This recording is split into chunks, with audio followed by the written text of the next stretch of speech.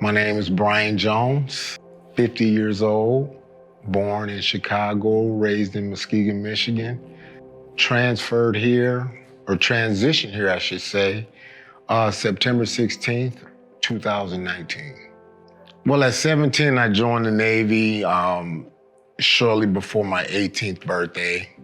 I started off going to corpsman school to be a hospital corpsman and a medic, but I flunked out because I was studying listening to headphones. So that I was shipped off to California, where I was, introduced to crack cocaine. Well, I got discharged in July of 1989. I went to jail for my very first time in October. And I continued going to jail or prison every year till probably 2017. From that point, from 1989 to 2017, I had yet to be on the street 12 months consecutively ever. But God. I was living on the streets of Detroit, Michigan, and I was an active crack addict. And I was a recreational heroin user. And I was starting to frequent it even more. So it got a $10 bag and I shot it. And the next thing you know, there was a paramedic telling me, if you don't listen to the doctors, you're going to jail, because I was on probation violation. I stopped breathing again.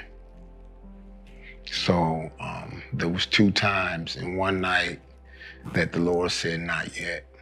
I know for a fact that I was dead. So I can't say that was the closest thing to death. I was dead. I was flatlined twice. My cousin, who is an alumni of Christ Recovery Center, and he speaks very highly of Union Gospel Mission and saved his life. He's a 25-year plus alum, and he's still sober to this day, 68 years old. He helped me by way of contacting my oldest brother, second oldest brother, and they got me a bus ticket, actually a train ticket. And he connected with the director of Christ Recovery Center, and I was given a bed. I did the interview with the director, and he asked me, was I willing to do anything to stay sober? I figured that I would just get clean off drugs, and I have this same mentality that I had in Michigan, and it didn't happen. It didn't happen like that. I don't know where in this process that the phenomenon of cravings left my body, but when I was able to sit in a circle at the Christ Recovery Center and hear somebody else's story, I was able to identify my selfishness, which is the root of my problem, because it's not drugs. My root is selfishness. And once I was able to identify that, I was able to work on it. So now where I'm at today is God, others, then Brian. And then in that sequence, God makes sure I'm all right. I look to God, I trust him. I'm more patient, I'm more at peace. I've never been more at peace ever in my life than these last 18 months. March 16th was March 11th was my 18 months of sobriety. Since then, I have got reacquainted with my fiance that I'm looking to get married next month. I have a full-time job. This is the first job I've had longer than 6 months. And I'm grateful.